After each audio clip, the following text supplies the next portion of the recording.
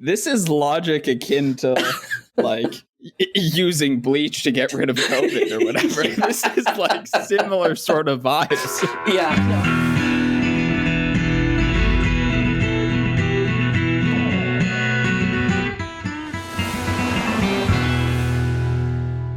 Dude, I love a good jerk off joke though, you know? I do have a serious question for you though. My serious question is this. Suppose you have a watch, which in fact you do. I think you own a nice watch. Now suppose you lost said watch and you were very upset about it. Now suppose that I found the watch somewhere, amazingly, and I told you, hey, Vaden, I found your watch. You're ecstatic, okay? But then before I'm able to return it to you, I lose the watch. Not on purpose, but, you know, something happens. Totally out of my control even, okay? Yeah. Now, the question is, you are in this exact same situation you were before I found the watch and promised the return. Do I get blamed for the watch's disappearance? Do I owe you a new watch or anything? Or like recompense in some way? That's funny. That's interesting. Well, I mean, me personally, no, I wouldn't give a shit. It was already lost. It's already gone. And like, just aside, and we'll get back to the actual like generalizable philosophical principle discussion. But I lose shit all the goddamn time. It's like so bad. And I've just learned that like stuff is in my life and then it just disappears from my life. And I have no control over it. It comes and goes. And I've just learned to have pure, utter equanimity with the fact that I'll have something and then I will just no longer have it. And so and then sometimes it comes back into my life and that's nice. But in general, I've just completely come to terms with the fact that I lose things all the time and I just don't even fight it anymore. So me particularly, I would not care. I'd be like, yeah, that's cool. I already lost it. But I do take your point that like there's just a question there. And I don't know. I don't think so. I don't think you're at blame for finding it and then losing it again because like you just made the same mistake that I originally made. So it would be weird to get pissed at you for doing the exact same thing that I just did a second ago or like a week ago. I guess, but okay, but imagine this. Now take whatever time I had the watch for and extend it. So suppose that, you know, I had the watch for, if I had it for 5 minutes and lost it, I sort of agree with your intuition. But then suppose it becomes a week, a month, a year. At some point, it seems like the watch comes under the purview of my ownership in some way or under the purview of my responsibility. And now it's my watch to look after, to give back to you as its guardian. And so it does seem like if I have your watch for a year, then it's something, you know, I do deserve some blame or something at some point. No. Well, I mean, if you found my watch and you just kept wearing it for like a year and a half, then I would totally blame you for not giving my watch back. And like assuming I didn't even know, then after a certain point, it's like now it's just your watch and it's your problem to find it again after you've lost it. Yeah, I don't know. What do you think? What's your answer? I have no idea either. But I've been watching Curb Your Enthusiasm. And this is one of the conundrums. And what I've realized is the show is hilarious because these conundrums are somewhat real. Like you can imagine being on either side of this and being a little miffed, right? If you're the person who finds the watch and then loses it, you would feel odd that the person is now castigating you for losing the watch. But also, if your friend finds the watch and is like, "Hey, I have your watch," and then loses it, part of you would be like, "Well, but you lost my watch in some sense, right? Like you lost my watch. Like you kind of maybe owe me something now." Well, yeah. So okay. So if we just flip the question, then I have like a totally different answer, which is interesting. You lost your watch. I found your watch. I was going to give you back your watch, and then I lost your watch. I would totally feel responsible. Guilty. Yeah, I would feel guilty. I would buy you a new watch because now it's like now I've lost something that's not mine, and I have a responsibility to protect it.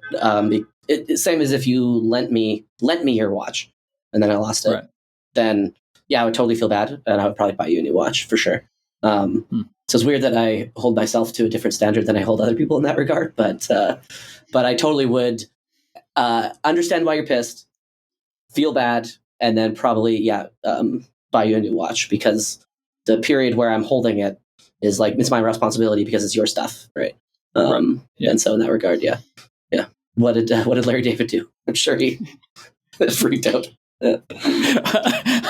Well, he was the person who found someone's watch and then lost it, and it was actually that whoever the actor is who played Ross in Friends. It was his watch, and he was pissed. He was telling Larry that, you owe me a new watch now because you lost my watch. And Larry was bamboozled and was trying to explain that from his perspective, it's the exact same. Like, it's as if he just never found the watch in the first place. And they both made like an interesting point, I thought. And I wasn't actually sure whose side I was on. Here's one for you. It's a little bit less philosophical. Do you have a skincare routine? Because I just started a skincare routine because I'm looking at my face, looks like a leather bag, and Helena's face looks pretty and pristine.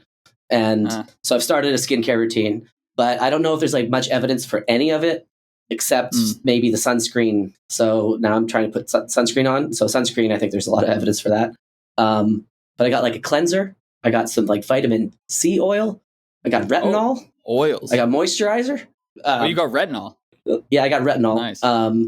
And I guess you're supposed to put retinol on like in the evenings, and you have to put sunscreen on after. So you already know all this stuff. You already have a skincare routine. I do. Yeah, retinol's. You got to be a bit careful with retinol, by the way. Like when you start using it, I'm putting it everywhere. I'm putting so much on. I'm putting it everywhere. Yeah. Oh God, I'm covering my body in it. But no, actually, you've thought about this more than I have. But I have heard the retinol you have to be careful of. So I would describe my trajectory as an increasing concern with skincare since I was about 25.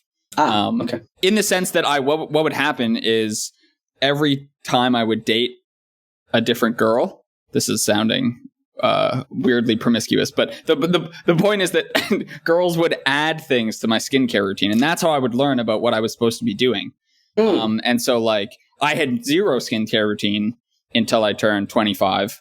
And then dated someone who was like, you need to at least be like washing your face twice a day with something other than water and like bar soap. And I was like, oh, like honestly, it was a genuine surprise to me. I had no idea. Like, so I typically wash my face multiple times a day using dish detergent, and that's like not a joke, like not a joke at all.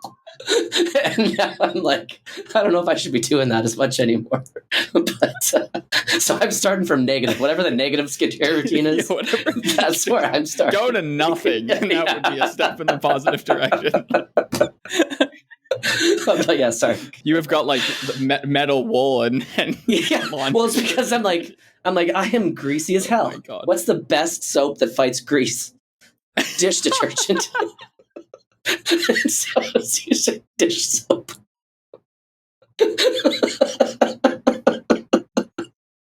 But I really don't know if that's the right thing to be using here. This is logic akin to like using bleach to get rid of COVID or whatever. This is like similar sort of vibes. Yeah, no, I realize now after I've learned a little bit about skincare routines. Anyway, yeah. So what's your routine? And like you've presumably looked at some of the evidence for it. And there's a lot of obviously bullshit out there. And so what do you know? Tell me everything you know about skincare. I know I haven't really looked up evidence. I'm still kind of going on vibes and what dermatologists tell me. So I'm where you are now. Like I use retinol. I use sunscreen.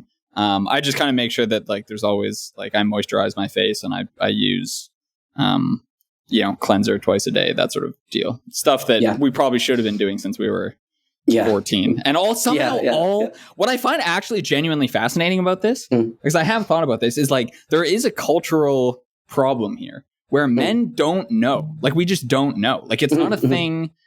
People think it's common knowledge, and somehow this knowledge is coming from somewhere. I don't know whether it's being passed down from mother to daughter or like what on earth is happening. But men have no idea, and it's a genuine shock. Like I turned 25 and was told to wash my face, and it was a genuine shock to me. Like, oh wow, I'm supposed to do this, and girls somehow know this from the get-go, and I don't know what is going on there. But I think this is a bit of a tragedy because we could have a better looking male population, which everyone would be happy about. That would just be good for everybody. Totally. Instead, you get this. Instead, you get this, Ben. Yeah, and it's bleak. But I'm hoping I can redirect the ship at 35 and then just continue to look like I'm 35 for the rest of my life. The rest of your life? How's That's that? it. Yeah. I don't know, ratings for the podcast. Yeah. Yes, exactly. Yeah, like and subscribe if you want more male skincare, health, and routines. Yeah. If that's the content that people want, then that's the direction we're going. That's what they're getting. Yeah. That's what the podcast is going to become.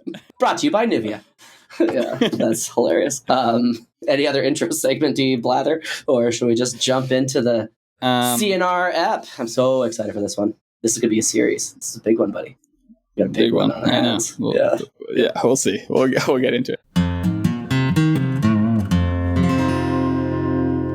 Cheers to the vintage days of getting drunk and talking about Popper. Welcome back to another episode of Increments. My name is Vaden Masrani, Senior Research Scientist in Machine Learning, and my homie, Mr. Benjamin Smooth Skin Chug from Carnegie Mellon University. And we are on YouTube. We're on all of your podcast platforms. You know what I want to say? I want to say hit that subscribe button. Oh, we haven't ever said That's that. What they say, dude. Smash that subscribe button. Yeah. We got to get to 1,000 people. We're almost at 1,000. Get us to 1,000. And leave reviews. Leave only positive comments with no criticisms, please. We don't like that over here. And can't take it. Dude, it's so fragile. And there's nothing I hate more than being criticized. Anything I'm missing on the blurb front? No, we have a Patreon with a bunch of extra bonus episodes. So if you feel so inclined and you want to support our livelihoods, because I'll be graduating in the not too far future. And so, I might need that extra income because grad students don't get paid very much. So, and it looks like I might be jobless because the AIs are coming for my job. So if you'd like to support me. All these PhD level AIs, So are you like within a year? Is it within a year now? No, a year and a half-ish sort of thing. Yeah, year and a half. Nice. Well, you're close. You can see the future, see the end of the light of the... Let me say that again. You can see the light at the end of the tunnel. So, continuing on with our Conjectures and Refutations series, today we're doing some of Chapter 10, Truth, Rationality, and the Growth of Scientific Knowledge. I love this chapter. I realize I think I say that at the beginning of every episode, but it is objectively true. But this is a meaty one. It's kind of right in the middle of the book, and we're going to be splitting this, splitting the chapter up into multiple episodes. How many is unclear at this stage. But I feel like this is a great opportunity to recap a lot of the concepts we've talked about only tangentially in the past. And so if you are a new listener and you're wondering what the hell we're talking about with Popper and stuff, this is, I think, we're aiming to speak to you and to kind of recap a lot of things that we've talked about previously. I'm gonna try to do a lot of shout outs to previous episodes for pointers. And I have more to say about setting things up, but maybe I'll just stop there and kind of see what you think at very high level without going into the details about this chapter and maybe orient the listener like a little bit. Yeah. I'm I'm a bit nervous about this, to be honest. Because I think your aim with these episodes that we're going to do on this chapter is for it to be sort of a pedagogical tool that you want to use to teach people about the nuts and bolts of what you view as like Popperian theory, the Popperian theory of science. I had a different experience rereading this chapter. I remember being severely impressed the first time I read it, and I haven't completed the whole thing, so I've only actually read the sections that we're going to talk about today. But I find myself less impressed and outright confused, actually, at many parts of it. So I think what I'll do is just sort of play the role of the inquisitive / confused student, put myself in the hands of the wise teacher who presumably has read the chapter and Popper more deeply than myself and can remedy my confusion. And maybe in that way, it'll both serve to increase my understanding and hopefully my agreement with the chapter, and also serve to be like a good pedagogical tool for other people. Because what I'm worried about is that you want to use this as a tool for teaching, and it won't help if I'm just screaming at you every second sentence that Popper's wrong about something, right? So I kind of want to avoid true debate mode if you want this to be an overview of Popper's thought I always prefer true debate mode. And also, it's not worth teaching if it's wrong. And if you disagree with it, then there's no, and if it is in fact wrong, then we shouldn't teach it, right? Like if it's just false. So, yeah. So, going into this, yes, I did say we should use it pedagogically, but it was only because I had assumed we had converged on most of the stuff. But fucking let's go. Like, I mean, debate's always better than the pedagogy. But let's just keep in mind as we're getting into the nitty gritty to just maybe do a little bit more zooming out and try to intersplice some pedagogy and some background material in as we go, maybe. Yeah. And yeah, maybe just for the listeners, though, the reason I wanted to use it pedagogically is just because in this chapter, so the chapter is 5 parts and 21 sections and like 30 or 35 pages. He just touches on a lot of concepts which are quite core to the Popperian worldview. And I just want to list a bunch of them kind of as a tease for what we will be talking about, maybe not agreeing on, and what's kind of coming in the course of the next few episodes, just so that people are aware of the subject that we're covering. So in no particular order, the subjects that are going to be brought up in this chapter are Popper's theory of content, his critique of, let's say, probabilistic epistemology, his notion of knowledge, so specifically knowledge as being progressing from problem to problem. He's going to be talking about the theory of truth, so correspondence theory of truth, what that means, who Alfred Tarski is, comparing that against, say, subjectivist views of truth. So what is a subjectivist view of truth? Truth is belief, so justified true belief.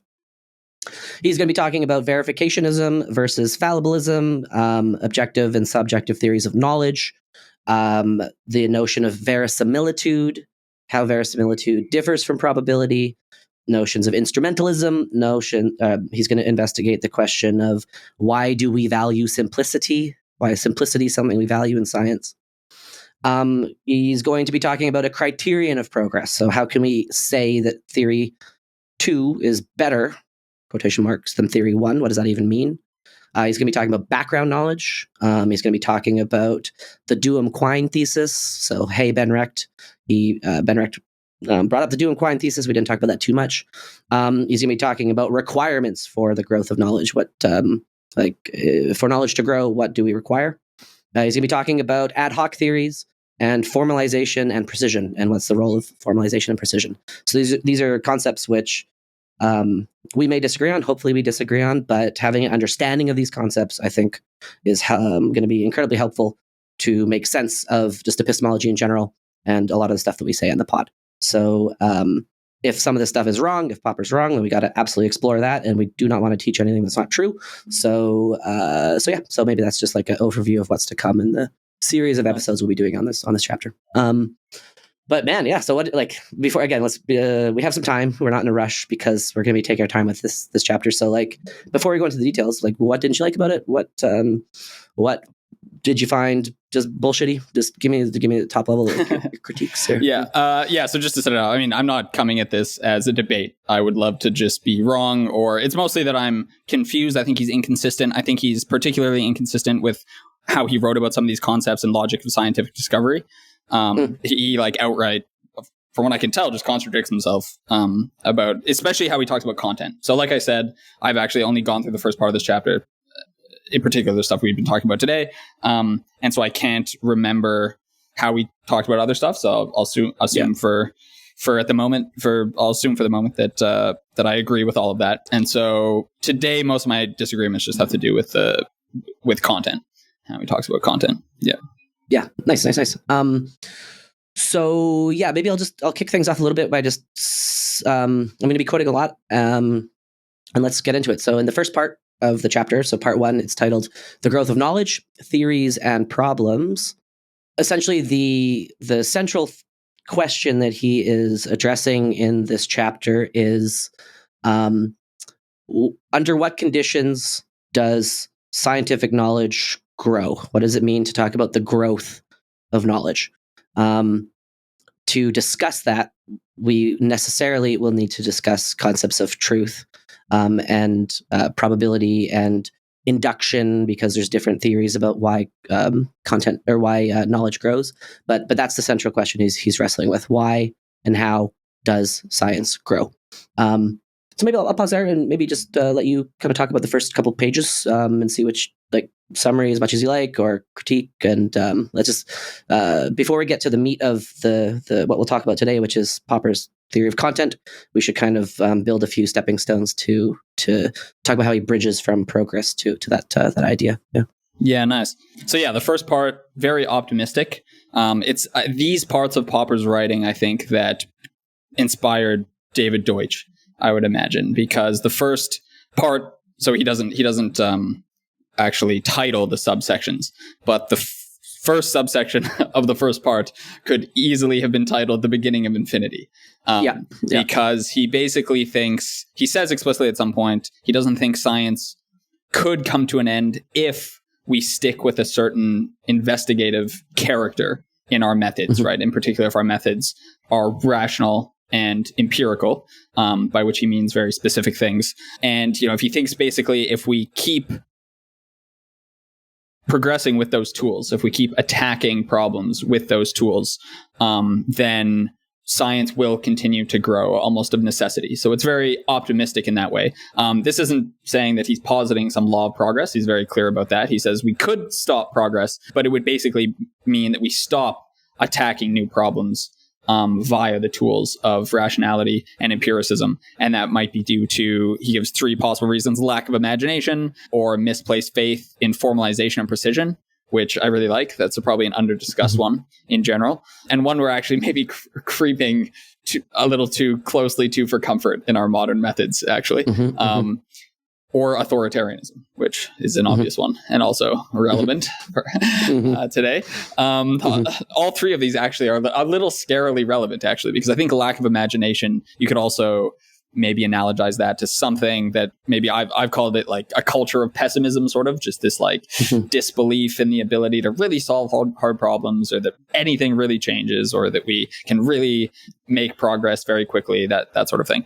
And so anyway, and it's very good opening burst of Popperian optimism to set up the tone for the rest of the chapter.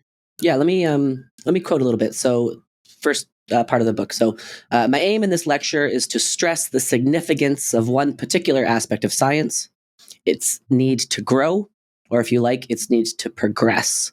I don't have in mind here the practical or social significance of this need. What I wish to discuss is rather its intellectual significance. So I assert that continued growth is essential to the rational and empirical character of scientific knowledge.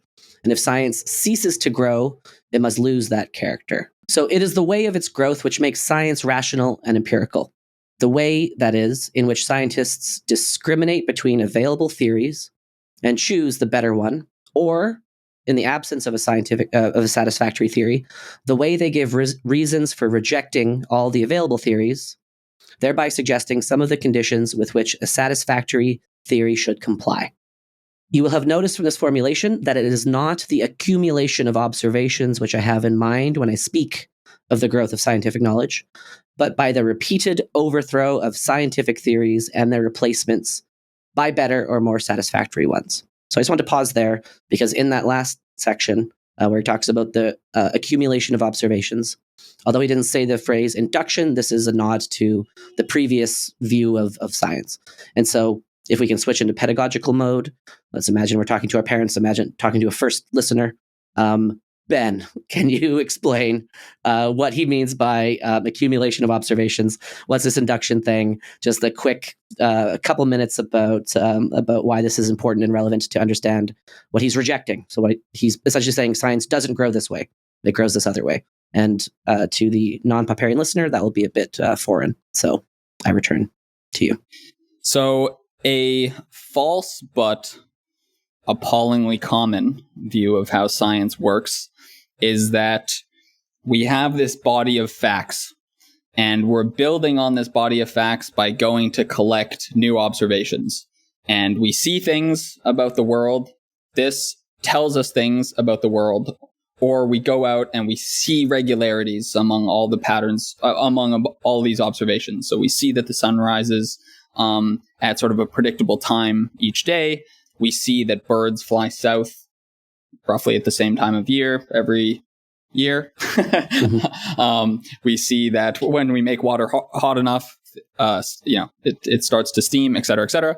And from these observations, we generalize them in some obvious way, and this gives us laws. And now scientific knowledge is about just accumulating these laws over time. So we're gathering more and more observations, generalizing them, and building up this body of fact, of certain true fact, that becomes more certain over time as we get more and more evidence and we accrue more and more observations. And this body of fact is what we call scientific knowledge. It's what the scientific establishment is defending. And this just grows sort of linearly over time as we learn more and more things about the world. Mm-hmm. And we know more now than we did yesterday, and more yesterday than we did 100 years previously. And it's sort of this march to certainty and knowledge via the accumulation of evidence and fact. This is what one might call an inductive view of science. Inductive coming from the term inductive logic, I guess, which is the kind of logic where you're going from these particular observations that you're accruing to the step where you go from those observations to the generalization of those observations, the generalization being some law of nature that you're inductively inferring based on those observations. If I can just jump in real briefly, just with an example. So the classic one for the listener is every day we observe that the sun rises.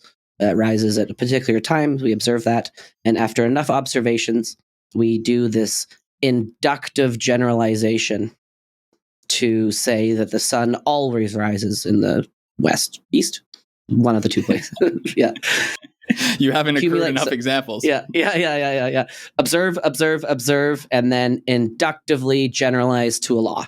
And that's the quote logical inductive step. And so just as an example of what people mean, you'll often also hear swans as the example. So you see one white swan, you see two white swans, you see 20, 100,000 billion white swans, and then you know with certainty that all swans are white.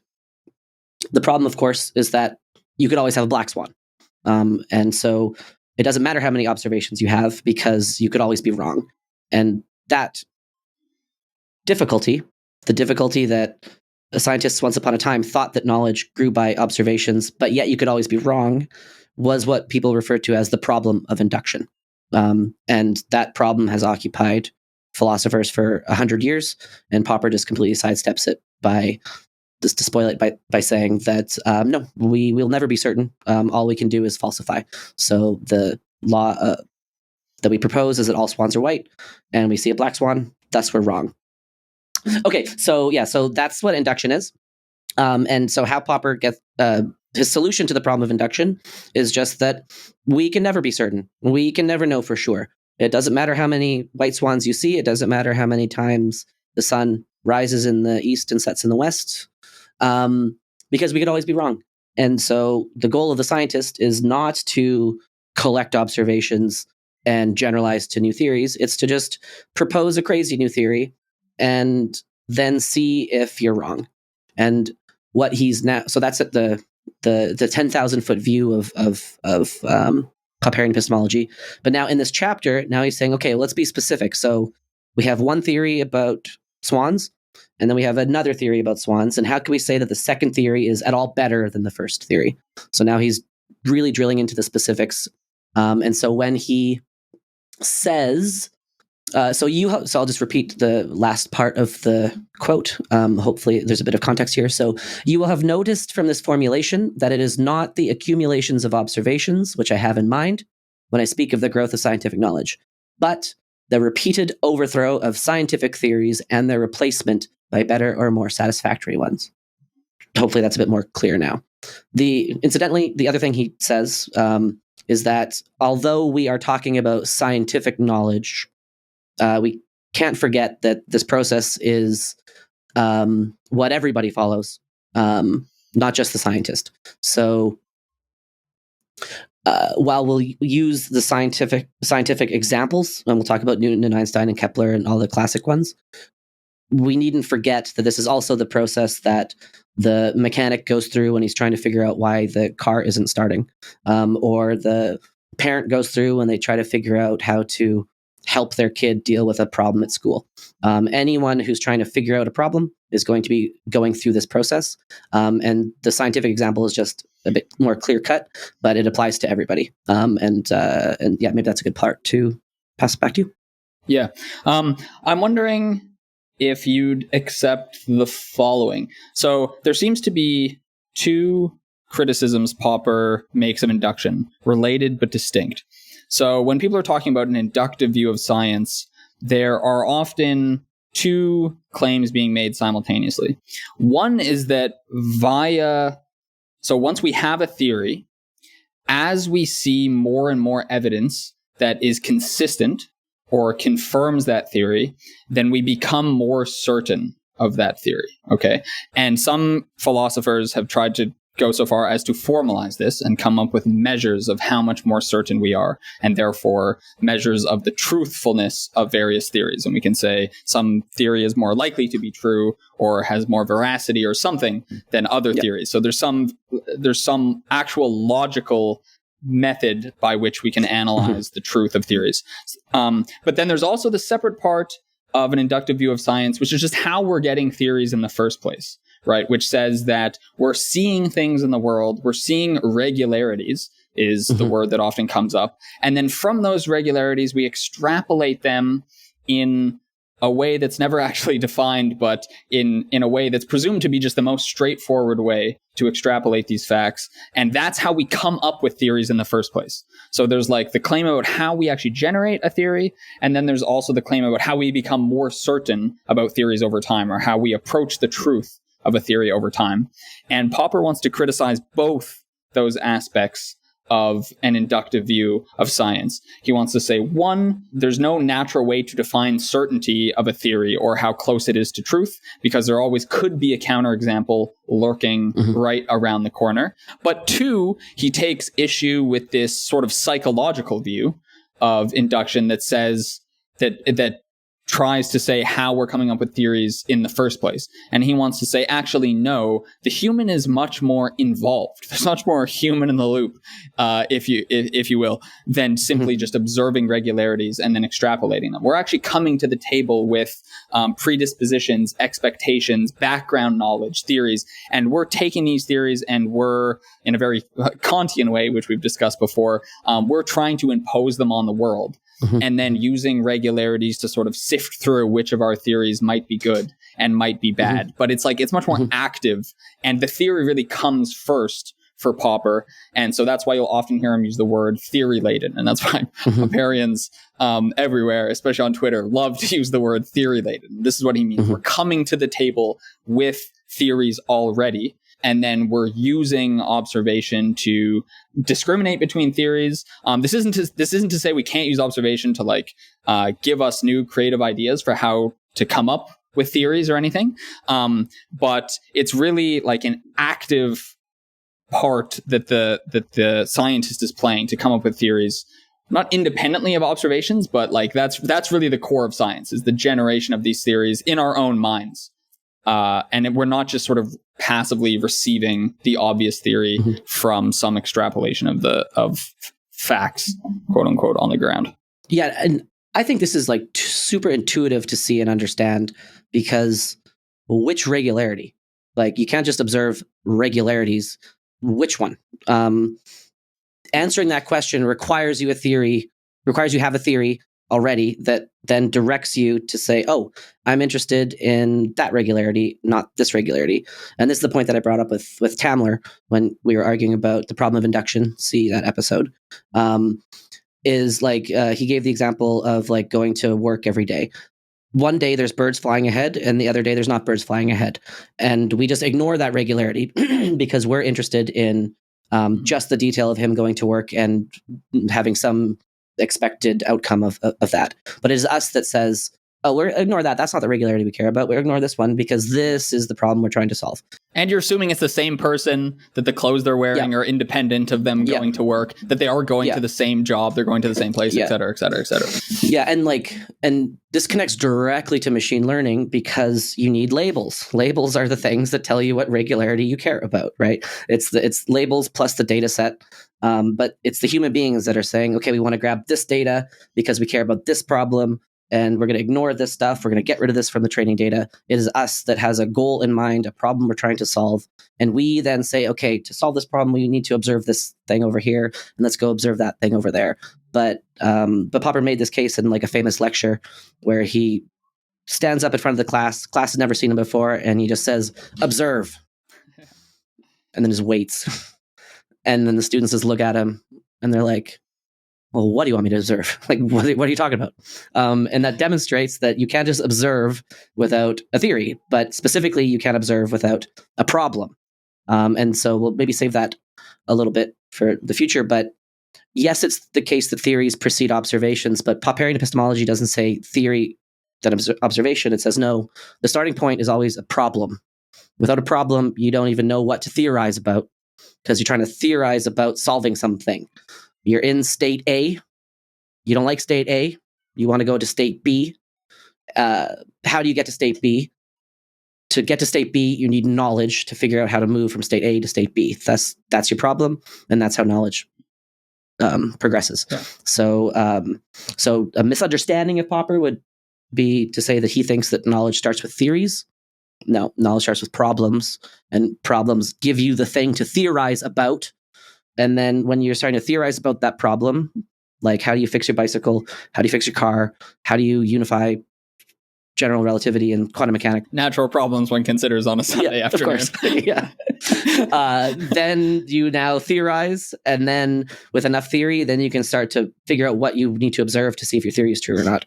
And and so you start seeing, hopefully, listener, how the various pieces start coming into play. Yeah, excellent. Just as one final example, just because it's fun to linger on this, I think, because it's relevant and it's culturally pervasive, the sort of inductive view. Yeah. I remember Neil deGrasse Tyson, I don't know, 5 years ago, maybe, he's famous among scientists for sort of just dismissing philosophy. He'll just, yes. He'll just say, you don't need philosophy, right? Like at one point we needed it when we were sort of confused about the nature of reality, but now that's a physicist's job and we know what we're investigating and what are philosophy departments good for anymore? And he once, it was probably in tweet form or something, but he once put out this diagram of how he views us reasoning about the world and like why we don't need philosophy. And it just went, you start with data, and then from data it said right arrow to facts. You get facts. And then from facts you get that implies certain policies and stuff that you must put into play and everything. And so he had just this total inductive empiricist view of the world. Yeah. And so anyway, Popper thinks that's very wrong, and we think that's very wrong. But I just wanted to bring it up as this view does exist. We're not really engaged in a historical argument, but it's not historical in the sense that it's no longer happening. Like there are many scientists, working scientists, who still have this view of what they're doing as just like accumulating data, and the data speak for themselves, and they just tell us facts about the world in some straightforward way. And then all is good. Talking about science progressing from observation to observation is a deeper critique than Bayesianism. So Bayesianism takes that as an assumption and then tries to put probability on top. But Neil deGrasse Tyson isn't a Bayesian, but yet he still thinks that we progress from data to facts to knowledge, presumably. Yeah. He probably is a Bayesian in his podcast. I'm sure they're all fucking Bayesians. Yeah. So just to conclude this little section, so I just want to read Popper again. So, although I shall confine my discussion to the growth of knowledge in science, my remarks are applicable without much change, I believe, to the growth of pre-scientific knowledge also. That is to say, to the general way in which men and even animals acquire new factual knowledge about the world. The method of learning by trial and error, of learning from our mistakes. So here you see the connection between falsification and trial and error, right? seems to be of fundamentally the same whether it's practiced by lower or higher animals, by chimpanzees or by men of science. My interest is not merely in the theory of scientific knowledge, but rather in the theory of knowledge in general. Yet, the study of the growth of scientific knowledge, I believe, is the most fruitful way to study the growth of knowledge in general. So Popper ends this part by talking about a criterion of progress. So, he's alluded to the fact that he doesn't think induction is how science proceeds. And then, we've expanded on that. And so a natural question is, well, how does science proceed? Like what's going on can we say one theory is better than another? If so, how? And he wants to say, yes, absolutely, we can. And he wants to say that there are, in fact, objective criteria by which we can evaluate theories, which in turn makes it possible to talk about objective progress in science.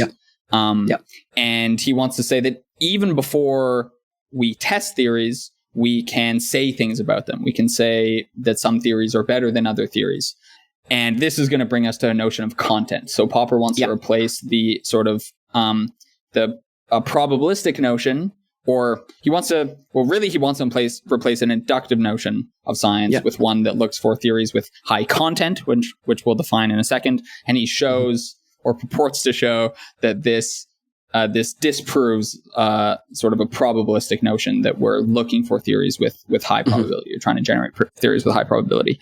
But just a quote to maybe wrap this up. He says, even before a theory has undergone an empirical test, we may be able to say whether, provided it passes certain specified tests, it would be an improvement on other theories with which we are acquainted. And so now he's going to go basically into the problem of how we actually compare theories. So that brings us to his first thesis, which is content. He introduces this notion of content and then how it relates to probability. To set it up, I'm just going to quote the first few sentences of the chapter. I'll just take the words right out of Popper's mouth. Thus, it is my first thesis that we can know of a theory, even before it has been tested, that if it passes certain tests, it will be better than some other theory.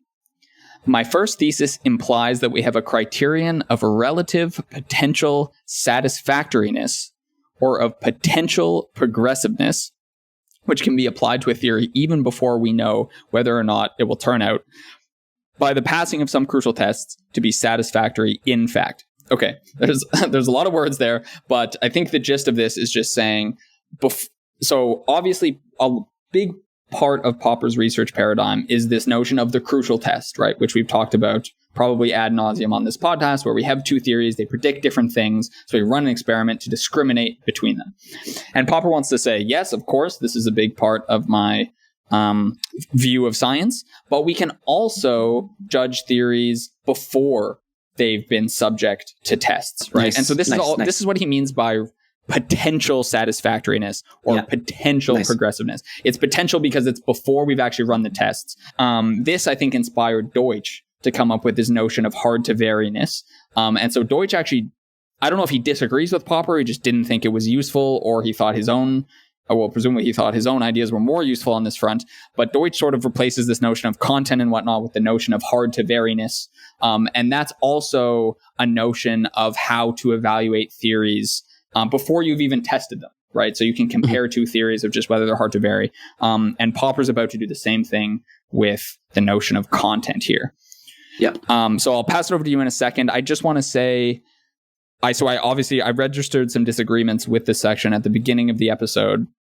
And I want to just frame those a bit because it might be weird for me to have been so high on Popper's first part and criticize induction and all this stuff, and then be seen as criticizing his solution to it. So it's not that I criticize the general thrust of his solution to the problem or the notion of content in particular. I think it's a valuable notion to consider the content of a theory. I think where he fails is putting it on trying to put it on firm logical footing. I think it's like a good heuristic for us to think about when we're thinking about tests.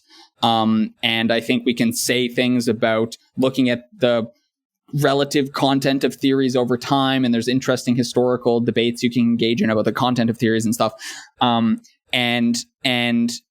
So anyway, I think it's a good heuristic notion. I think when he starts to formalize it, I think he goes a step too far, and it starts to just be it doesn't work for the same reason that many other attempts to formalize precisely how much better some theories are than other theories also fail. I think basically every attempt to do that is doomed to failure. And I think this is just, even though it's useful in some way, again, as a heuristic notion, I think his attempt here to overly mathematize it ultimately fails. Nice. So all rides on the failure point, I think. So later in the chapter, he's going to try to formally define verisimilitude, and that absolutely fails. And he agrees that it fails. And in the appendix of objective knowledge, he explains exactly why it fails. He credits David Miller and some other people for pointing out the failure cases. They came up with a counterexample. I'm not going to go into the details because it's like a very niche. But so he agrees that the verisimilitude attempt has failed. But there's a heuristic notion of content. There's the first stage of formalism, which I love, and then there's him taking that and trying to go to the verisimilitude. I think he fails in the verisimilitude. I think he does an excellent job of sharpening our intuitions about what content means, moving from heuristic to a very light notion of logic. So to rewind a little bit, so his thesis is just that we can, before testing, say that a theory is better or worse than an existing theory. Let's ground this out in a real life example. So you're trying to find your keys. I say to you, have you checked the garage?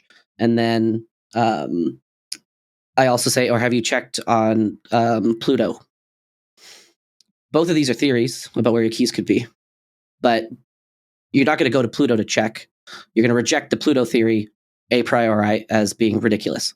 And so in that simple intuition example, we can at least adjudicate between theories that are like even worth checking in the first place and theories that are just so batshit crazy that they like aren't even worth being entertained.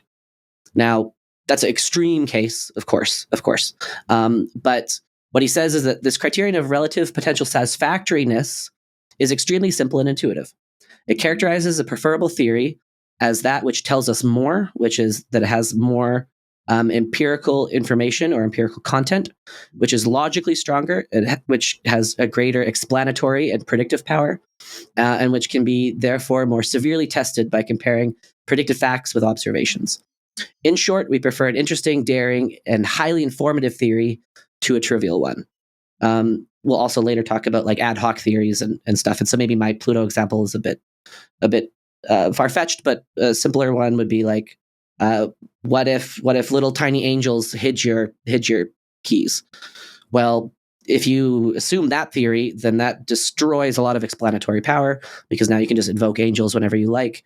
It ruins all of our existing theories. And so there's all sorts of reasons a priori to reject that.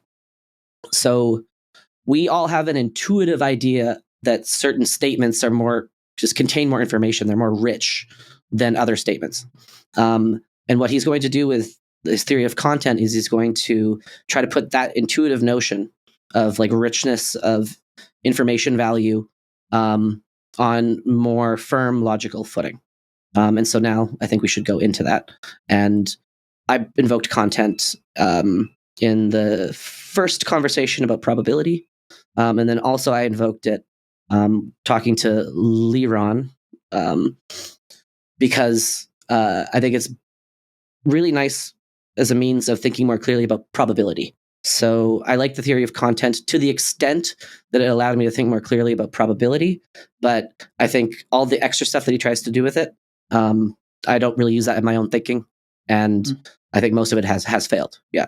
So maybe I'll pass it back to you because I've explained content twice now. And I'd love for you to give the full just boilerplate for the listener about what content is. And before I get to your criticisms and stuff, let's just explain like what his definition of content is, because I think it's quite valuable. Good. So if I'm not mistaken, so I like his discussion of content and empirical content in Logic of Scientific Discovery more than I like it in this chapter. If I'm not mistaken, in this chapter, he never explicitly defines what he means by content. Is that true, or am I missing a sentence somewhere? So he says it in the appendix of this. So let me see. One sec. It doesn't matter. I'm gonna borrow the definitions from Logic of Scientific Discovery, but I just thought it was an odd. I think it's a mistake. I think it's a mistake that he if you were reading this chapter for the first time, you would be extremely confused what the hell he was talking. Yeah. So the addenda, some technical notes, page 517 of Conjectures and Refutations is where he explicitly lays it out. So we arrive at the idea of empirical content as follows: by logical content, we mean blah, blah, blah, blah, blah. So that's where it is. Nice.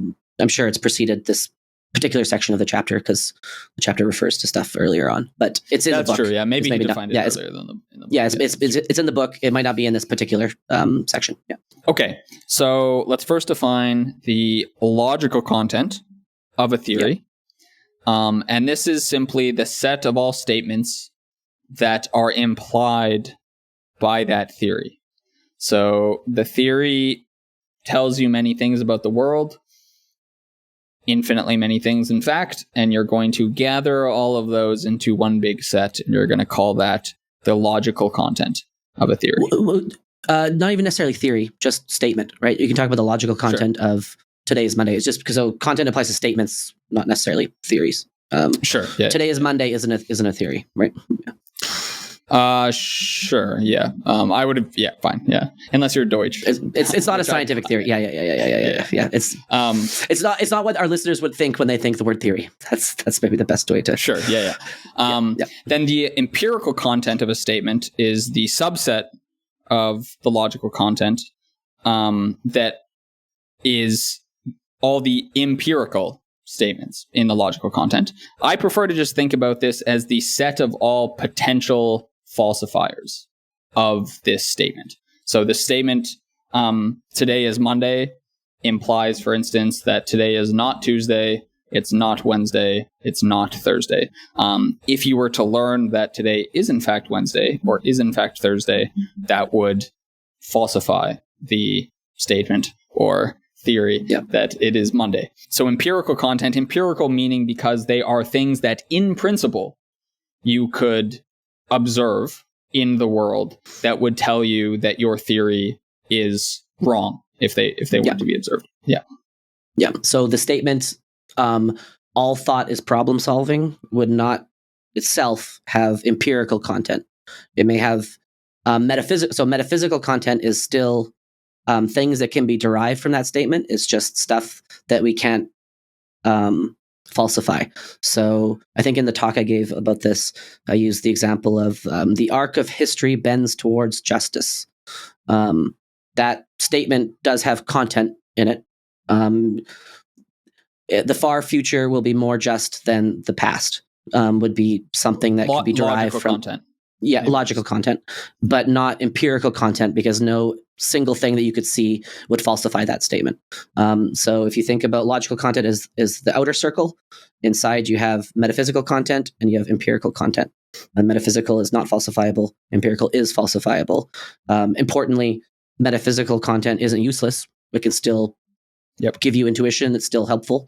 It's just not empirical content. So that's what content is: the set of all logically derivable statements that come from a particular statement. And then you split it into two classes: empirical and metaphysical. Good. Okay. Where do you want to go from here? I can say why this particular page of Conjectures and Refutations changed my life. Like maybe that's not too, if that's not too grandiose. Let me just go a bit further. So we could say a little bit more about content, which is that if you have two statements and you conjoin them, then the logical content of the conjoinment is strictly greater than the content of each statement independently. So the example he gives in the book is, let A be the statement, it will rain on Friday. Let B be the statement, it will be fine on Saturday. And then let A, B be the statement, it will rain on Friday and it will be fine on Saturday. So it's clear that the content of this conjunction is greater than the content of the individual statements alone, greater than or equal to. And the reason that I think this is interesting is that this is directly opposite to the law of the calculus of probability. So the probability calculus demands that when you conjoin things, the probability necessarily goes down. So if this is a bit confusing to the listener, I'd like the example of today's Monday, it will be raining on Monday. So if I have the joint statement, it will be raining on Monday and today is Monday, then you can derive stuff like, well, maybe I should bring an umbrella, or maybe the buses will be late today. Whereas if we're talking about the probability that today is Monday is some number, 0.6, and the probability that it is raining is some number, 0.8, then the conjunction, it is raining and it is Monday, would be the multiplication of those two numbers, 0.6 times 0.8. Why this is so important is that we want content to grow. So we want our theories to have more and more content. The content of Einstein's theory, the content of the statement that you cannot travel faster than the speed of light, is very, very large. From that single statement, you can derive the twin paradox, for example. The idea that if you and I are traveling close to the speed, or you're traveling close to the speed of light and come back, then I'll be older than you. And if our goal in science is to progress to higher content theories, then that necessarily implies that we need lower probability for these theories. But all probability epistemology takes as the assumption that we want probability to go up. The reason this changed my life is that I was confused, and I realized I was confused about probability up until I read this. And this was the part of the book that got all my little cogs turning about everything I was learning at school and why it didn't really make any sense. And so this is what led me to do a first talk in my lab. And then that talk fell on extremely deaf ears. And then I threw all that stuff in the talk at you at our probability podcast. And then that led to our critique of long-termism and critique of Bayesianism. And it led to us talking to Tamler Summers. And that I wouldn't have had those insights had it not been for page 295 of Conjectures and Refutations, where he just makes the very intuitive point that as content goes up, probability goes down. And to step back for one sec, like, this kind of does make sense from our intuition's perspective, which is that the lower the probability is of something, the more falsifiable it is, right? The more you can falsify said thing. It's more likely to be not true, but we want falsification. We want falsifiability.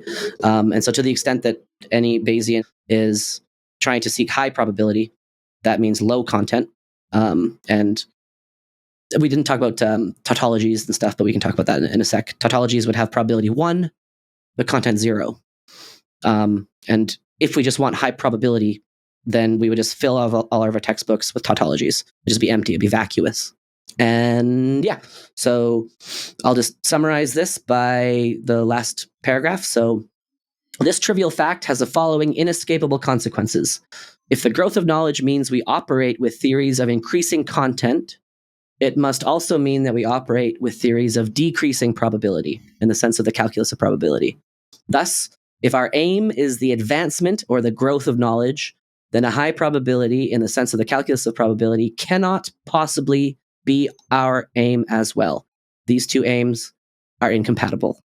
And we'll stop there. I threw a lot at you. There's another little section of this that I want to read, but let me just pause there and see what you hate about that. No. Yeah. Okay, good. So, it changed your life, so hopefully you can convince me that that's so interesting, because now I find this unpersuasive now. Interesting. Okay. But it's interesting that this obviously led you to a critique of probability, and in particular of the Bayesian philosophy of science, that I think stands independently of anything Popper says about content. So it's not as if I was reading this and then felt my stomach drop as I realized that, I think Bayesianism is actually true, which is, just an interesting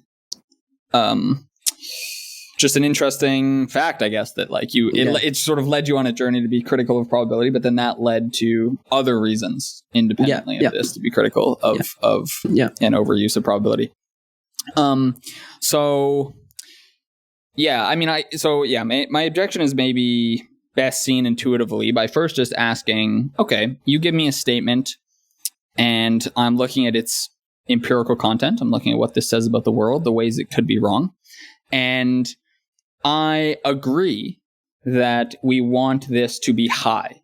Good theories, I think I've said it this way before, good theories posit somehow a very rigid structure of reality. They say how things ought to be in as many circumstances as possible to give you as many ways as possible to falsify it, right? Because they're trying to say as much as possible about reality. They're telling you very many things about the structure of reality, thereby giving you many ways to see how it could be wrong. So I definitely agree with that, and I think we want to pursue theories that have a high content. But as soon as you ask the question, how big is this set of empirical content of a theory?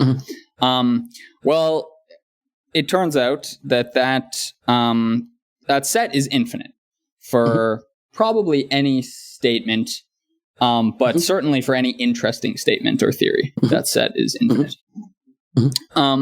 Now, Popper recognizes this immediately in the logic of scientific discovery. But why this is important for the listener is because comparing infinities is hard. So now if we're asking how do we compare, so a bad theory and a good theory are both going to have infinite content. So it's intuitive that perhaps something like Einstein's theory of relativity is a better, more content-rich theory than the theory that the gods did it, or maybe even the Newtonian mechanics. Formalizing that's actually a little tricky, and formalizing it is precisely what Popper wants to do here. So in Logic of Scientific Discovery, again, not getting to this chapter quite yet, Popper says, okay, we can't just look at the size of this set. We can't actually count the size. We can't say the content of this theory is K or 12, and then the one of this other one is 16, therefore the 16 beats the 12. We can't say that. And he concludes that this is only what we'd call in math a partial ordering. So it really only, we can start comparing two theories formally if one's content is a strict subset of the others. From now on, when I say content, I'm going to mean empirical content. I'll try and say empirical content, but if I don't, then just assume I mean empirical content. So if one's theory is a strict subset of the other one, meaning that one theory has at least one potential falsifier that's not in the second theory's content, then there is a formal way to say that, okay, this set is better in some sense. There's more content in some sense. But this leaves open the door to the fact that there are many theories with just incommensurable amounts of content, because there's no strict, there can be sets which just neither of them is a subset of the other one. And they have some overlap and they have non-overlap. And then in that case, it's like very difficult. And again, these are infinite sets. So it's very difficult to say one is bigger than another one. Now, in this chapter, to get to my heart of the disagreement, Popper does what he, I think, rightly avoided in Logic of Scientific Discovery, at least rightly avoided when he first introduced content. He might do this later in the book. I'm actually not sure. I didn't check. But he just assumes that we can assign real numbers to these. So like equation 1, part 3, he says, we're going to write down the content of A, and we're going to write that this is less than or equal to the content of A and B. And he's assuming we can assign numbers to these things. Well, the conjunction in that particular case, that just talk about today is Monday and today is raining, right? The theory that today is Monday and it's raining does contain the two sub theories that today is Monday and today is it's raining. So anything from this theory that you can derive would be contained in that sub, right? So at least in equations 1 and 2, it's valid.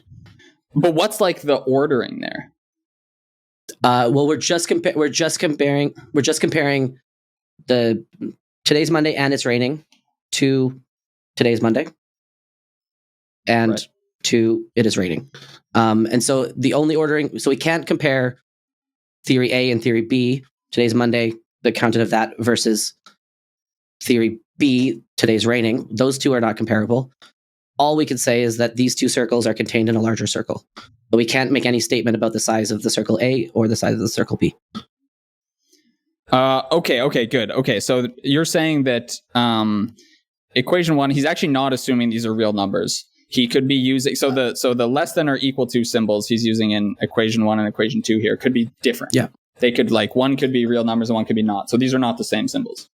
Well, so CT of A is just a set, right? It's just set right. comparison. Right. So these should be like subset relations. Equation 2, importantly, are like real. These are real numbers. So when he's comparing to probability, these are real numbers. Yes. So probability, we have a measure, right? So probability, you can, I mean, like, yes, yeah. So you have a measure, so you can use real numbers, but in the in one, you just have sets. Yeah. So okay. But again, the number is, I think, less important than the intuition of just probability and content. So we're saying the probability goes down, and we speak about probability, we have to talk about that in terms of numbers because we can. So the numbers go down. But in the content, we are talking about sets, and we're saying the content grows. So the set of the conjunction is higher than the individual cardinality of the two sets independently. Well, but that's the issue. It's like it's not necessarily higher. Like the cardinality of all of these is the same. Or equal. The cardinality of all these sets is the same. That's the issue. Well, no, because you can talk about the orders of infinity, right? So you can have... Yeah, they all have the same order of infinity. He deals with this in Logic of Scientific Discovery. They can all be shown to have the same order of infinity. But okay, let me just give you... So I was assuming he was like assigning real numbers to these. I was assuming these were like the same thing. So let me just give you that, like, yeah, the intuition. So I agree with this. Like as content goes up, probability in this way goes down. So I think any other objections I have will be like way too niche for our purposes here. So I'll grant you that. So that's good. This is good. This is clarifying some of my confusion. And now I see that this doesn't necessarily contradict Logic of Scientific Discovery. We'll probably shorten a little bit of this, but your main point, I think, is a good one, and it's important that most of the time you can't compare the content of stuff. Most of the time you can't do that. So the example I used in the talk is Darwin's theory of evolution and Einstein's theory of relativity. These are both very high content, but I can't compare them. They are talking about completely different things. But you can compare a ad hoc modification to Einstein's theory of relativity against Einstein's theory of relativity. And you can think of if that tweak to it, that conjunction of a few extra statements is an improvement or it's not an improvement. So too with Darwin. But most of the time, most theories can't be compared precisely because of the difficulty that you're highlighting. Absolutely. Yeah. This actually gives me an opportunity to quickly explain why he talks about the calculus of probability. Because he is agnostic to which interpretation. He's agnostic to Bayesian versus frequentism. And is any theory of probability requires this because the probability calculus requires this. So when he talks about the probability calculus, he is making a deeper claim than a critique of Bayesianism, which is an interpretation of that calculus, or Kolmogorov's measure stuff. Precisely because any theory that uses any probability is going to have this property to it. And so just to the extent that I just want to make sure to the listener that this is not a critique of Bayesianism, it's deeper. It's a critique of any epistemological theory that requires the use of the probability calculus. Okay, good. So then my second issue is that I'm no friend of Bayesianism, but I think this is unfair to Bayesianism a bit. And I'll pick on what you said earlier, which is that if all we really wanted was a bunch of theories with high probability, then we would just fill our textbooks with a bunch of true statements. vacuously true statements, right? Because those have probability 1, and the science project would be over. Now, in some ways, you're telling on yourself because there are people who purport to want high probability theories, and yet they don't do that. And so you should question, well, what's going on there? Why don't they do that if they were serious in the project of wanting high probability theories? And I think we can resolve the issue with an example. So let's use a real example, not like it will rain today. So let's consider theory 1 is DNA as a double helix. Okay. Theory 2 is DNA is made up of 4 base pairs. A, C, G, T, whatever. Yeah. Both of which are true, right? Both of which are true. So all his content stuff applies here, right? So theory 1, the DNA is a double helix, lots of content. Same with theory 2, but their conjunction has even more because their conjunction is the addition of these two theories has even more quote unquote content, more potential falsifiers, right? Because it says more about the structure of DNA. Okay, good. Yeah. So Popper would say we want both of these theories. We want theories that look like T1 and T2, but the Bayesian would just prefer T1 or T2 because T1 on its own will always have higher probability than the conjunction T1 and T2. Right? That's Popper's point. It's important to emphasize this is true for like any amount of evidence you get. So, if you want to have the Bayesian interpretation here, you start with some prior over these theories, then you gather evidence. It doesn't matter what evidence you get. Probability of T1 here, theory 1, given any evidence E, is always greater than or equal to the probability of theory 1 and theory 2, given that same evidence. So like collecting more evidence can never save you here. And so the criticism of the Bayesian is precisely what Popper said. Like, okay, they're not clearly as a scientific enterprise, we want these rich theories that posit more and more and more and more about the structure of DNA. But the people that want high probability just want the simplest statements about DNA. They don't want to keep adding more to the theories because it's going to lower the probability. Again, there should be some alarm bells ringing in your head because this is clearly not what's happening in practice. But I think the issue can be just resolved as follows. Fix a phenomenon that you're trying to explain, right? So suppose you're trying to explain what shape is DNA and what are its base elements. So now you have a bunch of theories about that precisely. And now, importantly, the fact that probability of theory 1 is greater than probability of theory 1 and theory 2 is irrelevant because theory 1 no longer actually explains this phenomenon of interest. So I think the Bayesian response here, and again, I should emphasize for any new listeners, I'm not a Bayesian, but I think it's important to give as full-throated a defense of Bayesianism as possible. They would say, you need to fix the phenomenon that you're trying to explain first. Then you look at a bunch of theories that purport to explain that, and you look at evidence in their favor. That evidence pushes these theories around, makes some higher, makes some lower, etc. And that, because we're fixing the phenomenon of interest, that's immune from exactly what Popper said here. Because what's going on when he does the conjunction is he's explaining a different phenomenon, right? He starts out with statement A, to go back to his raining example, that it will rain today, and then B, that it will rain on Thursday. Now you're trying to, and so the conjunction A and B is trying to explain the phenomenon, what's going to happen today and what's going to happen on Thursday. Give me a theory that does that. Neither A or B on their own are explanations of that theory, so they're excluded from the Bayesian's analysis for the purposes of trying to answer that specific question. Anyway, this is what came to mind when I was reading this and trying to defend the Bayesian. I'm curious what you make of that. I didn't understand what you said, frankly. Okay. Yeah. So I'm gonna try to work through a little bit. So fix the phenomenon of interest. So all we care about is explaining DNA is the structure of DNA. Yeah. Sure.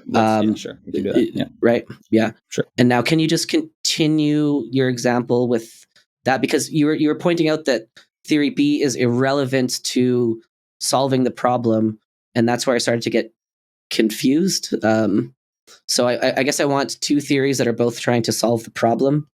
Well, okay. Let's just, forget the DNA. Maybe that's confusing. Let's just go to A and B. This is just you and me.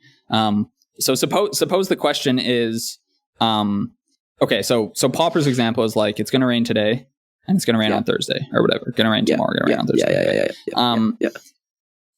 Okay, so like, suppose we take these seriously as like theories. So, okay, what's the question they're trying to explain? They're trying to explain like, what's the weather today and what's the weather on Thursday? Those are the two separate domains of A and B, right? If I could just jump in for a sec, like, as soon as we talk about like what is the question that's trying to be explained and stuff, like that starts introducing all these extra confounding factors that are not exactly relating to at least what he's saying. So maybe that's why I'm getting stuck, because no, but a theory is trying to, I mean, his whole thing is like a theory is trying to solve problems. Like, I'm just saying, what problems are trying to solve? 100%. But here he's just making a specific point, which is that content go up, probability go down, content go up. Then from that conclusion, he's then zooming back out and he's saying, like, if all you care about is high probability, then you must necessarily not care about content.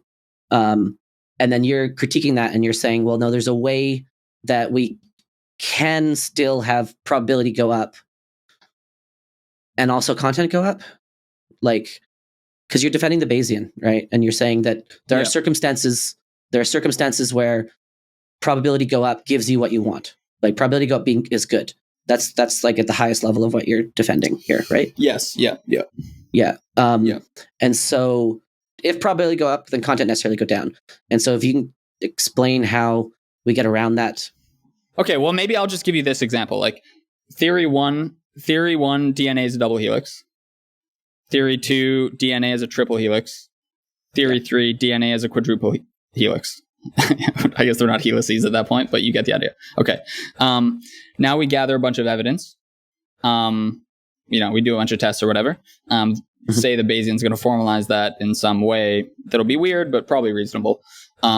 Now, like, do you dispute that, like, the probability of theory 1 is going to be higher than the probability of theory 2 and theory 3 at that point? So what you're saying is that, like, we have 3 theories, and then we get more and more evidence for this first theory. And so how come I can say that as we get more evidence and the probability goes up, that necessarily the content is going to go down now, right? Because but the theory hasn't changed, and content only changes when you add extra statements. Exactly. Yeah. So that was where maybe I got stuck because content only changes when you can join statements and stuff, right? Exactly. But like, is this whole critique about then science would just be filled with tautologies? Yeah, I'm saying that's unfair, like, because that's just clearly not what's happening. So the onus is on you to explain it, and I think I have explained it because, like, clearly what Bayesians are doing in practice is not this. Yeah. No, but Bayesians are doing in practice is Popperian stuff, and like they aren't doing this in practice. They're confused about what they're actually doing.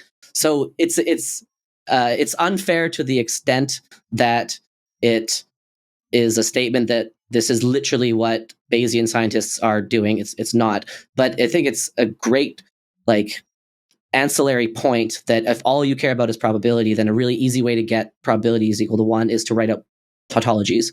Sure. It's more taken from the perspective of, hey man, if you're telling me that all you care about is high probability statements, then just give me tautology. Like, that's the kind of spirit in which he's bringing up this objection. He's not saying that literally Bayesian scientists are just actually writing tautologies in textbooks. Okay, but then it's uninteresting. Equation 1 and 2 is extremely interesting. I mean, they're interesting because of the reason you just articulated. And I'm telling you, and you're evidencing by the fact that you can't handle this simple example I'm giving you. You're evidencing that it's like, this is not what people are doing in practice. I don't see how this is interesting at all. This is like, he's making a logical point about, like, yeah, sure, if there was some alien species, all they wanted was probability 1 statements, they'd write down tautologies all day. But, like, clearly Bayesians aren't doing that because they have a bunch of theories. No, because Bayesians are human beings that are doing conjecture and refutation. That, like, if you're using what Bayesians are actually doing in practice, the conjecture that's what part's they're relevant actually here, doing. because I'm saying like, once there's a question they want to answer, after they've generated all their theories, and I agree that's a mysterious process and no one knows what's going on, us or the Bayesians.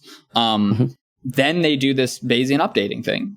And Popper's critique seems irrelevant to that from my perspective, and you're not doing a good job at telling me that it's relevant. And so now I'm faced to say, well, this has nothing to do with like what Bayesian epistemologists are arguing for all day, which is fine. But then you can't use this to say like, well, Bayesian epistemology is wrong.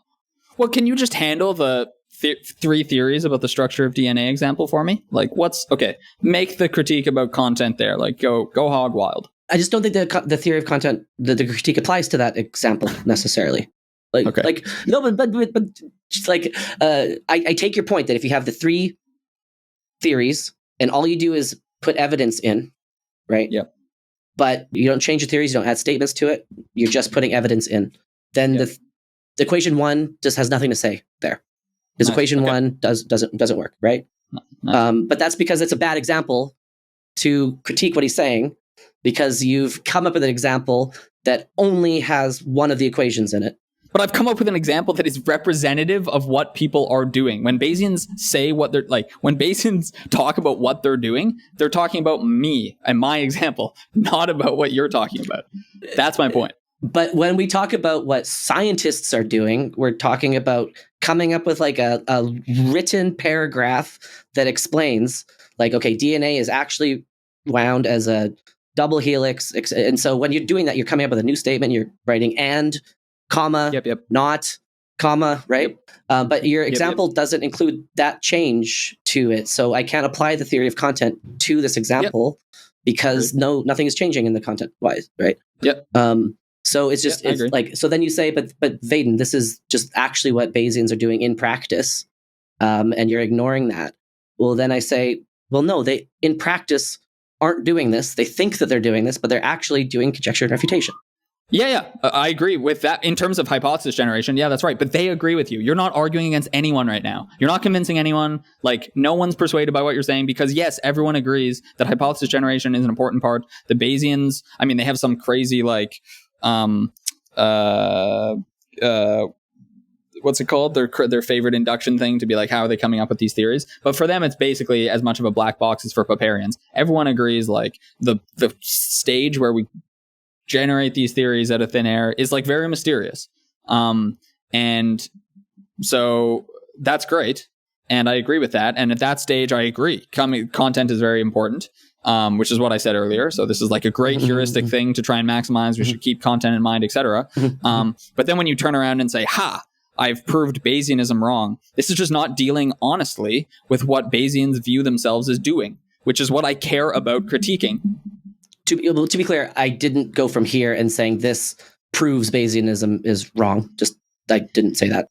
Right? I didn't. Did I? Well, I mean, I think your whole opening spiel about how it changed your life was like, I was doing probability and then it was all wrong. And then, but we're talking at the level of logic. And obviously when you say proof here, you mean actual proof, right? Like a proof, right? Which I'm not saying this does. But it's something that's going to talk about later in the chapter, which I think we'll get closer to this objection, but I'll talk about it now, is like, why do Bayesians... this is good. We've gone totally off the rails. I know. I don't know what the fuck we're going to do about this. Yeah. We'll have to, doesn't matter. The podcast is only ever for you and I to sort out our thought process. And if the listeners could follow along, then that helps. Like Bayesianism is rooted at the level of the intuition that as probability approaches one, truth appear. When P is 1, we have pure truth. This is, if I say it's really, really, really probable that the conversation is going to end in an hour, then we're saying that is true, right? And so to the extent that Bayesianism and all attempts to use probability for epistemology is predicated on truth lies at the one direction and false lies at the zero direction, then of course, Bayesians and everybody are going to try to get probability up to 1. And Popper's point is that if that's all you care about, then there's a really easy way to get truth is equal to 1. And that's to stop asking interesting questions and just spit out tautologies. And so he's pushing back against, we want probability to equal 1, that's the direction we want to go, right? That is not a direct refutation of Bayesian induction, which talks about how as evidence comes in, probability goes up. See the proof of induction for that, or the disproof of induction for that. Well, that doesn't disprove that, but anyway. Sorry, yes, fair. But that's his attempt to try to make inroads on that problem, let's say. And so he's like the point of the tautologies example is to push against our intuition that we necessarily definitely want probability equal 1. That's all he's trying to push against. It's not a strict refutation of how evidence changes the mind of the Bayesian. Let's say it like that. And so to the extent that you're reading this and you're saying this does not disprove the evidence comes in and drives hypothesis higher phenomenon, I would just say, no, it's at a deeper level, which is why he talks about probability calculus. And he talks about later on the massive confusion between verisimilitude and probability approach 1, right? And he's trying to sever that connection, that probability approach 1 equal verisimilitude equal aim of science. Okay. I don't know. Yeah. I'll roughly accept that with some, I think there's a bit of Mott and Bailey going on here, but I mean, I just think, okay, my final point, which is a slight meta point, I think an honest listener of the conversation, and maybe I'm just making this up, would have thought that this section convinced you that like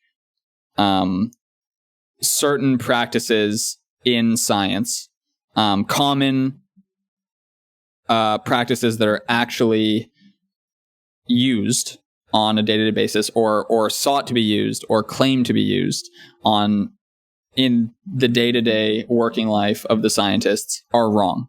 And what I hear you saying is actually, no, I'm not claiming anything that strong. I'm claiming like this very naive view that like if all we were to care about was high probability statements, then we'd just fill our textbooks with vacuous things. Like, yes. I mean, for one, you don't need content for that. That has nothing to do with content. That just has to do with probability. So what it convinced me of, is that up until reading this, I thought that we always want higher probability. No matter what, we always wanted to make probability go higher. Like when we do maximum likelihood, when whatever, like Bayesianism is an attempt to figure out a mechanism by which we can make probability go higher. And if we figure out better and better ways to make the probability go higher in more accurate ways, then that is accomplishing our goal, and that we definitely want to develop methods that will make probability go higher in more accurate settings. And this convinced me that, holy shit, no, it's not probability we care about. We care about content. Content's what we want to go attack. We want higher and higher content. So it shifted my entire orientation to like, what's the goal here, people? And that was why it was profound. This alone does not disprove Bayesianism. Bayesianism is a method by which we can increase the probability of any statement, but it disproved the whole project of trying to do that if the goal is to produce knowledge. At least it didn't. It for me, it was like a light bulb moment that I'm like, oh God, why have I been chasing high probability this whole time? What I want to be chasing is speaking in such a way that I speak with high content, finding theories that are high content theories. And if that's the goal, then that immediately inverts the goal of probability, which is to push it downwards. But really, we just shouldn't be thinking about probability at all, except for specific circumstances. And so it presents a forced choice to the listener and to the scientist. Do they want to maximize probability, or do they want to maximize content? And these two things are mutually incompatible. And then Bayesianism and your examples are attempts to do that. And you've come up with an example where the probability is going high, and you're saying that's a good thing because that's what real Bayesians are actually doing in practice. But the example is slightly contrived because the statements aren't changing, so you can't even change the content in this example. But that's why it was important to me, and that's why I think it's an important insight, that we don't care about probability going up. We care about verisimilitude, and we care about content, but these things are not the same as high probability. All right. Well, I'll just let it lie. There's got to be a good analogy for what's happening here, because this is This is crazy. What? I mean, Like, to call the example contrived when this is literally what like Bayesian. This isn't me. Like you're acting like I'm just like coming up with some nitpicky example. I give you like the most basic example ever, like real life example, structure of DNA. And you're like, this is some contrived example. Like this is what people think they're doing in practice. Like I don't know what to tell you. But they're wrong. But they're wrong. Like, but you agree that like we've agreed in different conversations that when someone thinks that they're thinking in a Bayesian way, like they actually aren't. Right? No. I think it's wrong way to think. I don't think, like I think Sam Bankman-Fried was thinking in a Bayesian way. I think long-termism is based on thinking in a Bayesian way. Right, it's not that I think they're not doing it. It's that I think it's a wrong way to think. It's got bad consequences, doesn't necessarily get you closer to the truth. All of these sort of critiques. It's not that I don't think they're doing it. Totally. I take it back. No, you're right. Sorry. Let me. The scientist going about their sciencey day, the comedian. Like we've talked about these various examples, right? Like what's happening is they're doing conjecture and refutation, even if they don't realize it. But the comedian's not claiming to be Bayesian. Like, no, but these are contrived examples now. I'm just saying. Like, someone who's never claimed to be a Bayesian is not doing Bayesian things. Do you think? God, what a revelation! Again, you're conflating like hypothesis generation with confirmation theory. So, like when a doomer is thinking about what superintelligence is going to do, they have all these various scenarios they're considering. All right, that it's going to like not make any more progress tomorrow. Progress is going to stop in 10 years. It's going to become super intelligent in 5 years and kill everyone. It's going to become super intelligent and not kill everyone. They have all these things they're considering, and they're putting probabilities over them. And again, I've criticized that like, where are these probabilities coming from? Is this even a well-defined probability distribution? There's many critiques to make here. A critique that I don't find persuasive is that they're not doing this. I think they are doing this, and this is what they think they're doing. Then they see things about the world, or based on other theories, they then like update their probabilities. They say, okay, now my P doom is 5% and it was 4% yesterday, and I think there's 10% chance that OpenAI gives up the ghost in the next year, et cetera, et cetera. And this is what the Bayesian claims to be doing. I think this is what they're doing. I think this is a problem and leads to problematic reasoning and false conclusions, which is why I want to criticize it. And I take you to be saying that Popper's example just doesn't deal with this, which is fine, but then let's not pretend that it does deal with this. Let's not use words like this is such a deep criticism of probability that it obviates the whole project. Like it clearly doesn't, because you can't even cast what is going on here in terms of content. So insofar as like the day-to-day Bayesian is doing stuff, and you've said yourself, like, okay, you've taken off like the fact that conjunctions of theories have higher content is irrelevant for these examples, but these are the relevant examples for the Bayesian in day-to-day life. But what the fuck is Bayesian epistemology about if they fully concede that it doesn't give you new theories? Like, this is like on Bruce Nielsen's podcast, he had a Bayesian on who gave a presentation with a slideshow, right? And any listener can go watch that presentation, and he goes through like what Newton was doing and what Einstein is doing and what this is doing, and explains how what they're actually doing is Bayesian epistemology, and that's how you got the theory in the first place. Like, if Bayesian epistemologists don't think that Bayesianism gives you new theories, then they don't think it gives you knowledge, and they don't think it's epistemology anymore, right?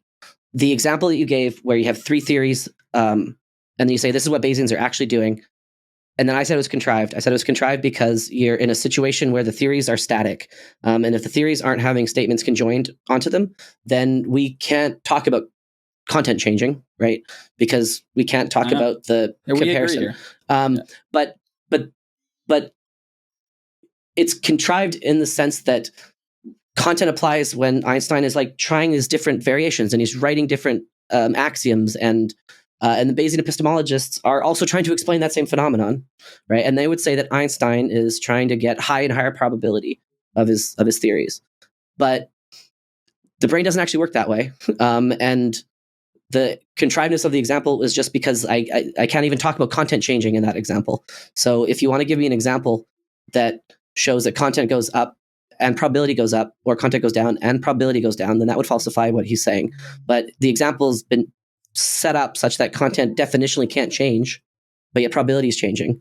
So it's not applicable to what we're talking about because both sides have to be able to move in that example. But what is applicable is zooming out and talking about the whole process of Einstein coming up with this whole theory, because now statements are changing and evidence is being collected and stuff. And so that's why I got stuck.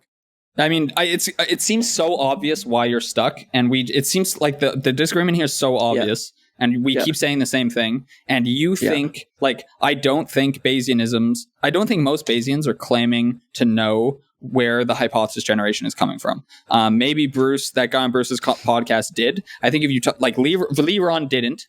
But so what does epistemology even mean in that context? If Bayesians don't think about that, don't care about that, if they just acknowledge that Bayesianism can't give you higher, they might have some hazy guesses, just as critical rationalists. What does epistemology even mean? What do we have if not hazy guesses? What's your answer for where they come from? At a certain point, it's going to be black box mystery. I'm saying that Popper's gotten closer to the black box mystery because he's at least talking about how sentences can be joined and the joining of sentences. But the Bayesian black box mystery is further than where Popper's is. But yes, it's going to be a magic 8-ball at a certain point because it's you can't explain to the Big Bang, right? It's just where Bayesians get off the train is well after where Popper gets off the train, and Popper gives you much more explanatory information about how to get new theories than the Bayesians do. And it's I just don't know how you could possibly say that Bayesians aren't interested in hypothesis generation, don't care about that, because that is entailed by the notion of epistemology. If they don't care about that, then why are they talking about Einstein and Newton and all these scientific examples? Well, they care about it just as much as you care about it, and they have black box answers just as much as you have black box answers. I don't know what else to tell you, but again, I'll just repeat the same thing. When you ask a Bayesian like Leron, what's happening? He told you, right? He's got a bunch of theories in his head, and they're getting weighted by evidence and updated over time. And this is a core part, the most important part, the main part of Bayesian epistemology that I want to critique. And this has nothing to do with that. Okay, that's all my point. And you keep agreeing that it has nothing to do with that. So it's unclear to me. We're just disagreeing now about the import of Bayesian epistemology and what it purports to actually explain and what Bayesian epistemologists think. Yeah, totally. So what do you think that they think that they're explaining then? I don't know. Just how people's minds change? Have my last 20 examples not given you the idea? I don't know how else to explain it if you haven't grokked it by now, to be honest. My final statement was I'll just quote from the Stanford Encyclopedia on Bayesian epistemology. Bayesian epistemologists study norms governing degrees of belief, including how one's degrees of belief ought to change in response to a varying body of evidence. There's no hypothesis generation there. It's about the norms governing how your beliefs change, i.e. how you update your credences in the light of new evidence. All right, good luck. I mean, you're not going to like my answer, but it's just because they think that as your beliefs increase in probability, it's more likely that they're saying true things about the world, right? Yeah. Yep. And thus that's how knowledge progresses, just by coming up with high probability statements that we believe to be true about the world, right? And so to the extent that this is a framework to explain how we've come up with rocket ships, this is a claim about where knowledge and theories and stuff come from. It's so deeply confused and confusing because they conflate probability and beliefs and theories and objectivity and subjectivity that it's just an incoherent mess. But it is insane to me to think that Bayesians don't think that they're explaining how scientific theories are produced. If that isn't what we mean by epistemology, if they just don't have any interest in knowledge and in science and stuff, then it's not even epistemology anymore, right? Of course they care about that. That's the point. It's as an attempt to explain how knowledge is produced, right? Yeah, I mean, I think you're just wrong. I think you're just not. I mean, maybe I'm extremely confused, but I think we've talked to a lot of Bayesians at this point. It's all about for one, all of your criticisms of them have been about why are you assigning credences to things? Where the hell do these credences come from, etc. It's all at the level of like, we already have theories. Why the fuck are we attaching credences to them? That's a critique. What good is this doing? That's a critique that I've made of them that they don't know how to handle because they've never thought about it before. But like, are you saying that if you ask a Bayesian, like, hey, do you think that Bayes' theorem is how we get knowledge about the world, that they would say no? Well, they mean a very particular thing by knowledge there. They mean like we have theories and we update those theories in light of new evidence. And they think, yeah, we approach truth that way. That's what they would agree with that. And they would use that to explain Einstein and Newton, and they explain all the various examples we go through, right?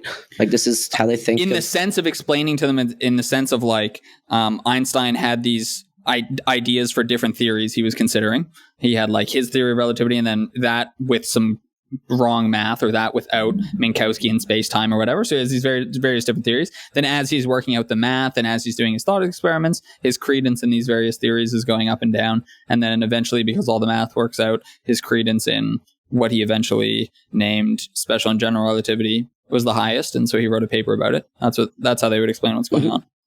Yeah. So like his belief about like what he saw then led him to produce a theory that then has extremely high probability, because every time we get more evidence for it, we see the probability go higher, right? Like, no, it's not the production. Doesn't come in at the production stage. You're not producing. That's the point of like. No, so what Liran said is that he has like an infinite number of theories in his head, right? Exactly. That was like sure. And or then we put credence on the one that's true, and then that's what he utters. And then of the infinite bag of theories, that's how that particular theory is then birthed into the world. No, it's not. It's birthed. I mean, those theories exist. I mean, they're there. They're in his head. That's the point. They're already existing.